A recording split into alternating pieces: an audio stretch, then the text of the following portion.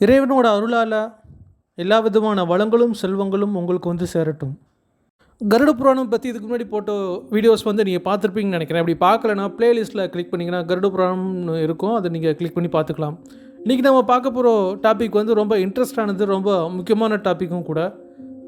கருடன் வந்து பெருமாள் கிட்ட இறந்ததுக்கப்புறம் அந்த ஆத்மாவுக்கு என்ன நடக்குது அப்படின்றது கேட்குறாரு. அப்புறம் பூமியிலேருந்து யமலோகம் வந்து எவ்வளோ தூரம் இருக்குது, இது வந்து கருடன் வந்து பெருமாள்கிட்ட கேட்குறாரு.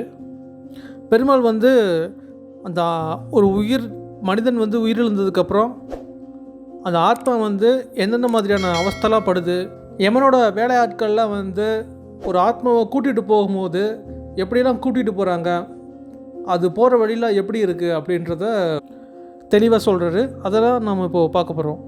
யமலோகத்தில் யமராஜன் தலைவனாக இருக்கார். பார்க்குறதுக்கே ரொம்ப பயங்கரமாக இருப்பாராம்.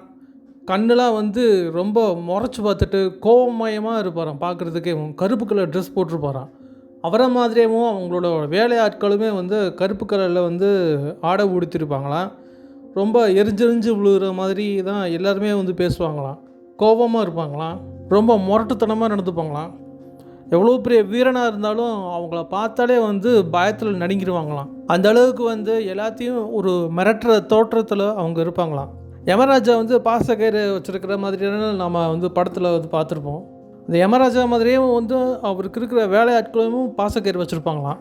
பூமிக்கும் யமலோகத்துக்கும் இடைப்பட்ட தூரத்தை வந்து கருட புராணத்தில் போட்டிருக்கு. இது எவ்வளோ இருக்குது அப்படின்னா 80,000 காத தூரம் அப்படின்னு சொல்கிறாங்க.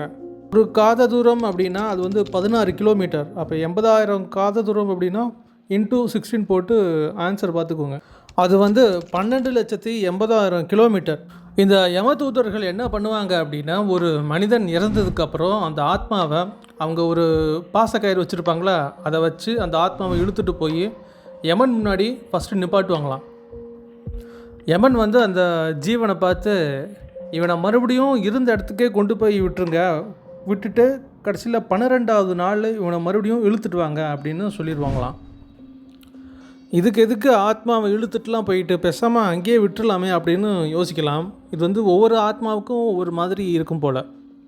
நாம் இந்த கருட புராணத்தில் இருக்கிற ஒவ்வொரு ஸ்லோகமாக வந்து பார்க்கலாம். இதில் வந்து நிறையா விளக்கங்கள் வந்து இருக்குது. நாம் வந்து மேலோட்டமாக ஒரு ஆத்மா இறந்ததுக்கப்புறம் என்ன நடக்கும் அப்படின்றது தான் வந்து நம்ம இதில் வந்து பார்த்துட்ருக்கோம். ஸோ யமன் அப்படி சொன்ன உடனே அந்த யமகிங்கரர்கள் வந்து இந்த ஆத்மாவை கொண்டு வந்து மறுபடியும் எந்த இடத்துல இறந்தாங்களோ இல்லை எந்த வீட்டில் இறந்தாங்களோ அங்கே கொண்டு வந்து அதை விட்டுருவாங்களாம். நொடி பொழுதில் அந்த 80,000 காத தூரத்தை கடந்து வந்து இந்த ஆத்மாவை விட்டுட்டு திரும்ப போயிடுவாங்களாம். இறந்ததுக்கு அப்புறமும் தான் பழகிய நபர்கள், தான் வாழ்ந்த இடம், தான் பயன்படுத்திய பொருட்கள், இந்த மாதிரியான விஷயங்கள் மேலே இருந்த அந்த ஆசையை வந்து விட முடியாமல், அந்த பிரிவை தாங்க முடியாமல் இந்த ஆத்மா என்ன பண்ணும் அப்படின்னா, அந்த உடம்புக்குள்ளே புகுறதுக்கு வந்து ரொம்ப முயற்சி பண்ணுமா. உடம்பை விட்டு ஆன்மா வெளியேற வழிகள்னு சில வழிகள் இருக்குது. ஆன்மீகத்தில் ரொம்ப உயர்ந்த நிலையில் இருக்கிறவங்க, சித்த புருஷர்கள் மாதிரி அவங்களாம் வந்து தன்னோட உயிரை விடும்போது சுழுமுனை நாடி வழியாக அந்த பிரம்மரந்திரம் அப்படின்ற அந்த உச்சந்தலை வழியே அந்த உயிர் வந்து பிரிக்குமா. அந்த மாதிரி போகிற ஆத்மாக்கள் எல்லோரும் ரொம்ப நல்ல கதி அடையிறாங்க அப்படின்னு சொல்கிறாங்க. அதனால தான் அந்த காலத்தில் ஜலசமாதி அப்படின்ற ஒரு முறை இருந்தது. பெரிய பெரிய அரசர்கள் எல்லாருமே ஆன்மீகத்தில் நாட்டம் வந்துருச்சு அப்படின்னா அதில் வந்து ரொம்ப தீவிரமாக ஈடுபட ஆரம்பிச்சிருவாங்க. தன்னோட நாட்டை பராமரிக்கிறதுல, மக்களுக்கு தேவையான விஷயங்களை கவனம் செலுத்துறதுல அவங்களுக்கு கொஞ்சம் கொஞ்சமாக ஈடுபாடு கம்மியாயிரும். உலக வாழ்க்கையில் அவங்களுக்கு பற்று வந்து ரொம்ப கம்மியானதுக்கப்புறம், இங்கே உயிர் வாழ்ந்தது போதும், இனி இங்கே இருக்க நான் விரும்பலை, நான் உயர்ந்த கதி அடையணும் அப்படின்ற ஒரு விருப்பத்தில் ஜலசமாதி அடையிறதுக்கு ஏற்பாடு பண்ண ஆரம்பிச்சிருவாங்க. ஏன்னா தற்கொலை பண்ணிக்கிறது வந்து ரொம்ப பெரிய பாவமாக வந்து சொல்லப்பட்டிருக்கு. ஸோ ஜலசமாதி பண்ணுறதுக்கு முன்னாடி சில சடங்குகள் அதுக்குன்னு பண்ண வேண்டிய இதெல்லாம் பண்ணி முடிச்சுட்டு இந்த அரசர் என்ன பண்ணுவார்னா, ஆற்றுலையோ இல்லை குளத்துலையோ நல்லா ஆழமாக உள்ளே போய் இறங்கி உக்காந்துட்டு மூச்சு விட மாட்டார், வாயு எதுவும் திறக்க மாட்டார், அமைதியாக ஒரு தியானத்தில் உட்கார மாதிரி உட்காந்துப்பார். அப்போது அவரோட உயிர் வந்து உச்சந்தலை வழியாக வெளியேறி நற்கதி அடையும் சொல்லி சொல்கிறாங்க. எப்படி உயர்ந்த நிலையில் இருக்கிறவங்களுக்கு உயிர் அந்த உச்சந்தலை வழியாக வெளியேறுமோ, சாமானிய மக்களுக்கு உயிர் வந்து மூக்கு வழியாக வெளியேறும், இல்லைனா வாய் வழியாக வெளியேறுமா. தற்காலிகமாக உயிர் உடலை விட்டு வெளியேறது வந்து இந்த கூடு விட்டு கூடு போயிற அந்த சித்து பண்ணுறவங்க பண்ணுவாங்க. அந்த மாதிரி போகும்போது உயிர் என்ன பண்ணணும்னா கால் கட்டவரல் வழியாக வெளியேறுமா. அந்த மாதிரி கூடு விட்டு கூடு பாயறதுக்கு அந்த உயிர் உடம்பை விட்டு வெளியேறும் போது உடம்புக்கும் அந்த ஆத்மாவுக்கும் ரொம்ப நுண்ணிய அளவில் ஒரு நூல் மாதிரி தொடர்பு இருக்குமா, அந்த ஆத்மாவுக்கும் இந்த உடம்புக்கும். இப்போ யாராவது ஒருத்தங்க அந்த உடம்பை பார்த்துட்டு இறந்து போயிட்டாங்கன்னு நினச்சி அவங்களுக்கு சடங்கு பண்ணும்போது இந்த மூக்கில் பஞ்சு வைப்பாங்க, இந்த கால் கட்டவரில் இந்த மாதிரிலாம் கட்டுவாங்களே, அப்படி பண்ணும்போது அந்த நூல் தொடர்பு இருக்குன்னு சொல்லுவோம்ல, அது மூலமாக அந்த ஆத்மாவுக்கு தன்னோட உடம்பை யாரோ தீண்டுறாங்க அப்படின்ற ஒரு விஷயம் தெரிய வருமா. யமகிங்கரர்கள் அந்த ஆத்மா விட்டுட்டு போனதுக்கப்புறம் அந்த ஆத்மா தன்னோட உடம்புக்குள்ளே நுழைய முயற்சி பண்ணி நுழைய முடியாமல் ரொம்ப அலறிக்கிட்டே அப்படியே அழுவுமா.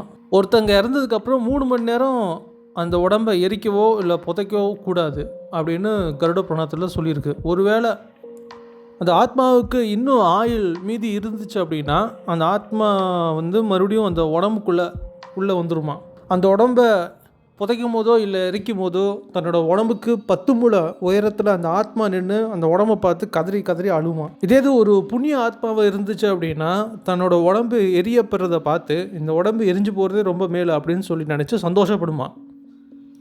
அடுத்து பெருமாள் சொல்கிறாரு, தன்னோட உடம்பை பார்த்து அழுது புலம்பிட்டு இருக்கிற அந்த ஆத்மா வந்து ஆசையிலே இருக்குமா. தன்னோட பந்தங்கள் மேலே இருக்கிற அந்த ஆசை, தான் பயன்படுத்திய அந்த பொருட்கள் மேலே இருக்கிற அந்த ஆசை எல்லாமே வந்து அந்த ஆத்மாவை பாடாப்படுத்துமா.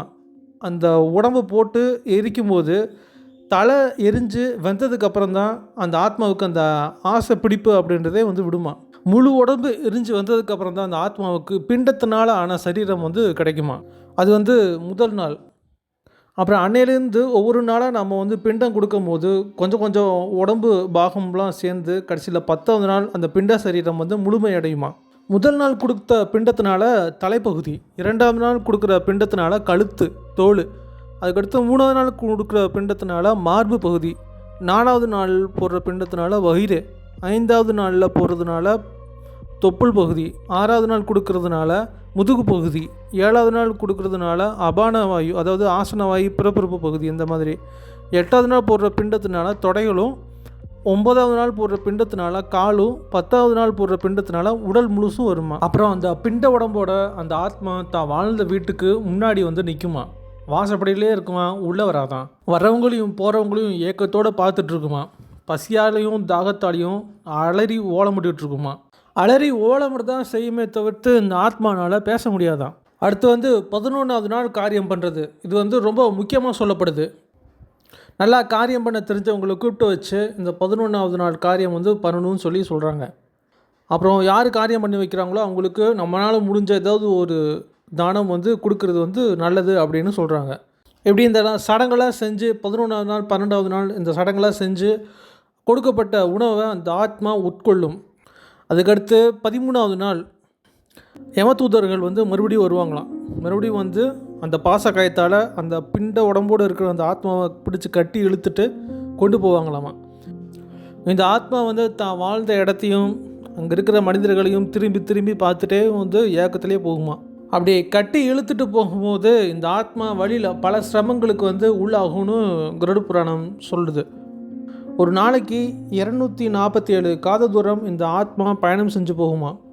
247 காத தூரம் அப்படின்னா 3950 கிலோமீட்டர் ஒரு நாளைக்கு.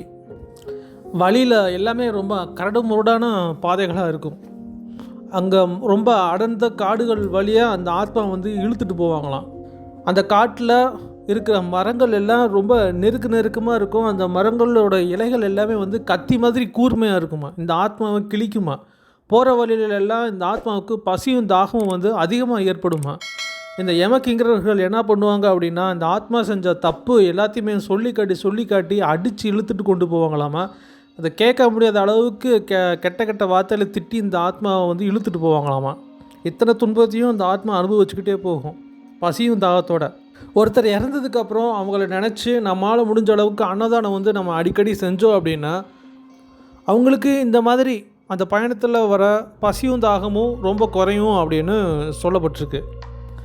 எல்லாராலும் அடிக்கடி அன்னதானம்லாம் பண்ண முடியாது. ஆனால் குறைஞ்சபட்சம் டெய்லியும் மத்தியான சாப்பாடு சாப்பிட்றதுக்கு முன்னையாச்சும் கொஞ்சோண்டு சாப்பாடு எடுத்துட்டு அவங்கள நினச்சி சாப்பாடு வச்சோம் அப்படின்னா, ஒரு காக்கா எடுத்தது அப்படின்னாலும், இல்லை குறைஞ்சபட்சம் ஒரு எறும்பு எதுவும் சாப்பிட்டுச்சு அப்படின்னாலும், அந்த உயிர்களுக்கு அந்த சாப்பாடு கிடைக்கிறது, அதோட பசி ஆறுறது, அவங்க அந்த ஆத்மாவுக்கு ஒரு நல்ல கதி கிடைக்கும்.